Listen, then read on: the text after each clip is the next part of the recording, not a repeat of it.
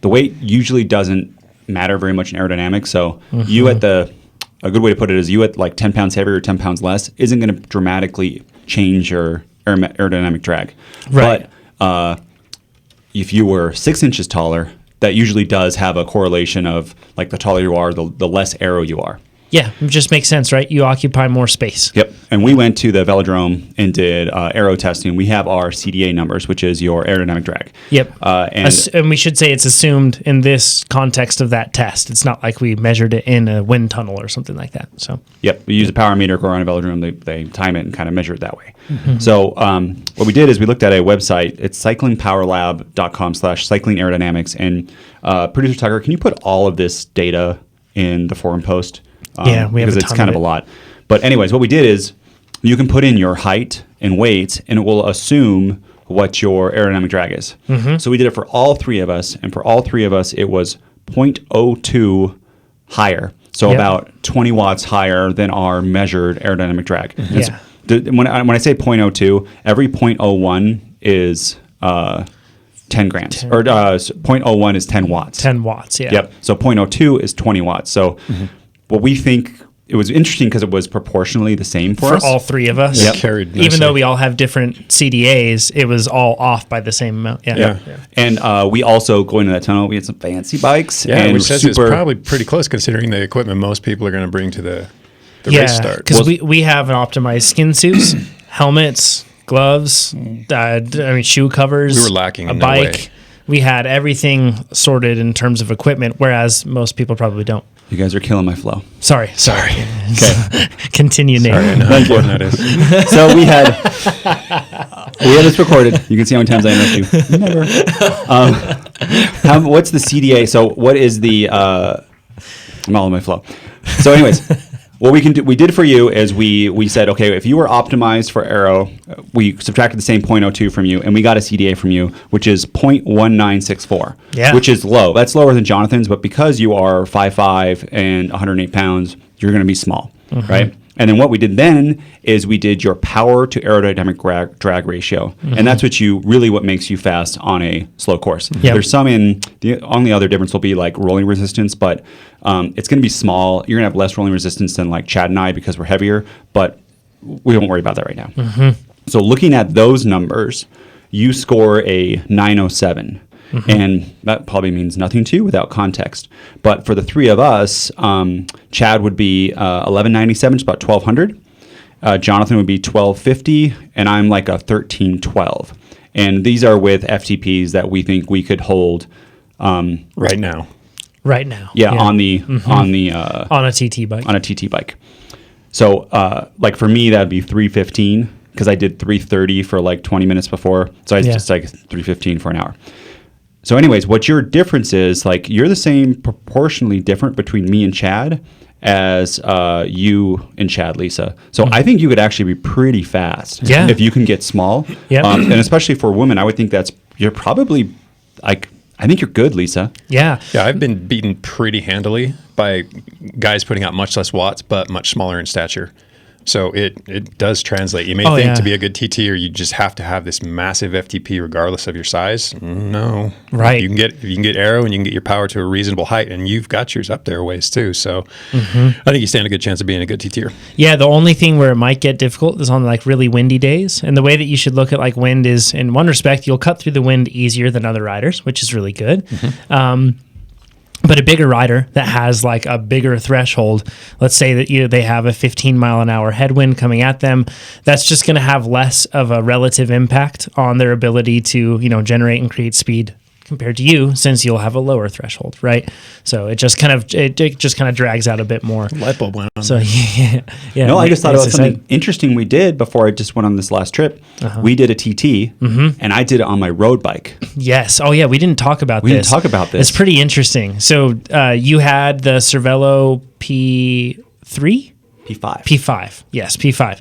And you didn't have the one with a big fork or anything like that. You had the UCI legal setup on that one.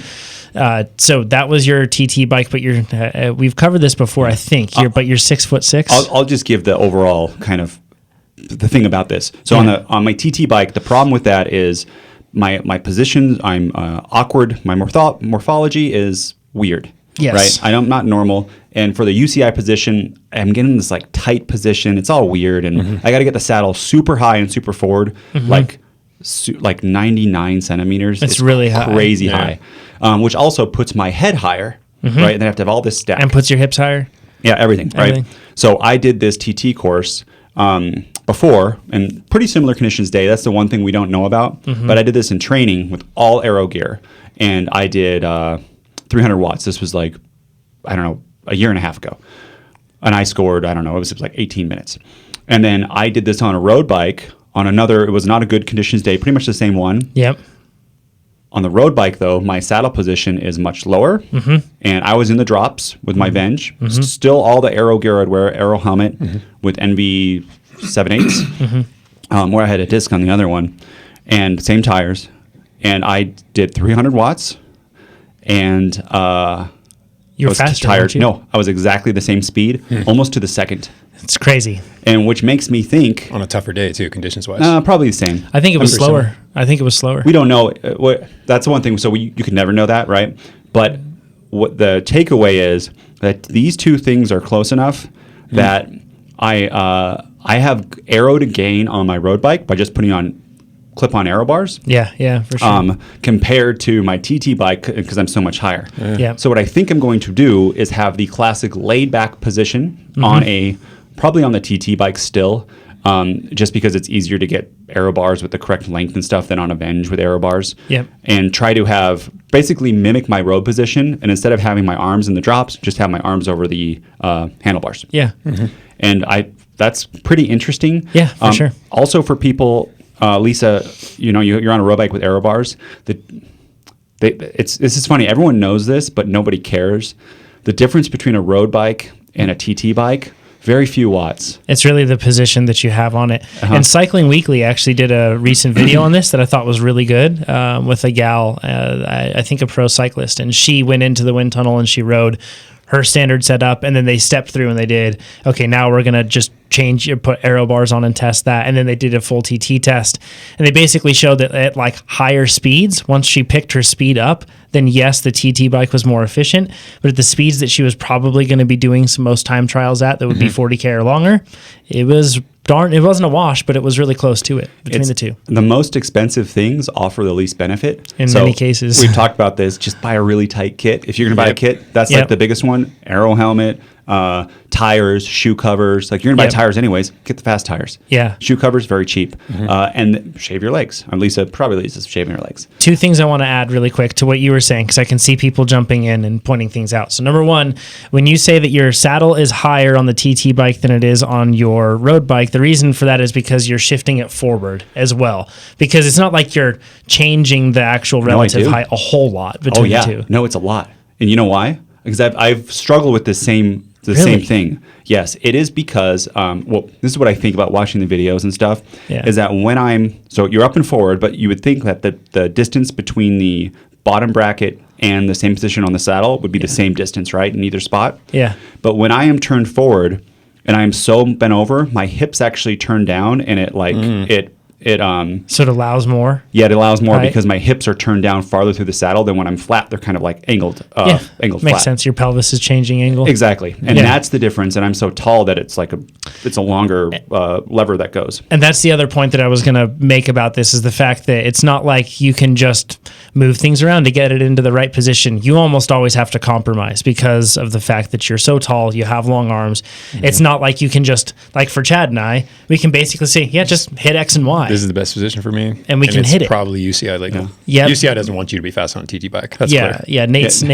being discriminated against for sure. And on top of that, it's darn right dangerous. It genuinely is. Yeah. So this is something to tell other people. If you've been like me for years struggling with that position, try to, do it on the road bike. And I didn't put out.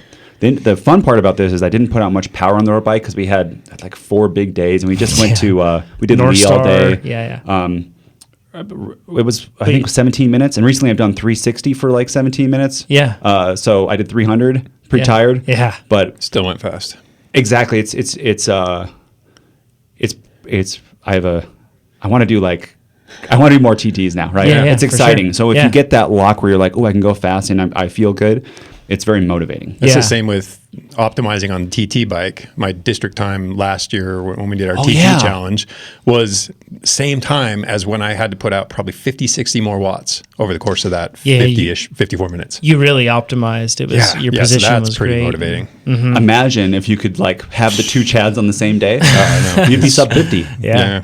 That's the Chad goal. That. So I'm going to recap some of this. And this is really important because this is basically a good way to find your limiters for time trialing. For example, a lot of people just assume they have a natural limiter, right? Because they're small. Yeah. But in this case, you might not. And a good way to do it is, like Nate said, you can go to that website, cyclingpowerlab.com/cyclingaerodynamics, and you can figure out roughly what your predicted CDA would be. And then you can divide your power by your CDA and then have a relative ratio that you could see where, hey, maybe it's actually not that bad. Yeah, Lisa, take a look at Amber Neben, because she's, I don't know how many national world championships she's won, and she's not big at all, even by women's standards. She's pretty petite. And then if you can, do something like a velodrome test with Aero, ERO, or go through the process of getting your CDA in one form or another, then you'll be able to see like, okay, well, I'm actually small, but I'm just kind of like a barn door with my flappy jersey, something like that, right? So you'll want to kind of figure these things out. But the one thing I can say for sure on the training side of time trialing, a lot of people think they're terrible time trialists, but honestly, it's just because they haven't really trained to do the sustained sort of work. At least that's how I was. And I know a lot of people are in that boat. When you train, and I know this sounds ridiculously logical, but when you train for a specific thing, you get good at that specific thing. And in the position. Even if you think you're bad. Just so, Chad, in your workout text, you're like, get in the drops this interval. Yeah. And I start. I'm like, never mind, Chad. This isn't going to happen. And I know, I'm like, in my brain, I'm like, I'm going to do this in the future more often. And I never do. Because in a race, you're in the drops. The whole time. Yeah. I don't know what I'm doing. Your power's not there. You're sore in weird places afterward. I mean, triathletes can speak to this, right? Like, I mean, to my madness. Yeah. They're spending, full distance athletes are spending 5 hours, 6 hours, 7 hours on the bike, right? Yeah. They better know that position really well. I'm pretty sure they do. I sure hope so. If you like this video, subscribe to our channel and let us know with a thumbs up down below. If you didn't like us, give us a thumbs down, but let us know what we could do to improve in the comments.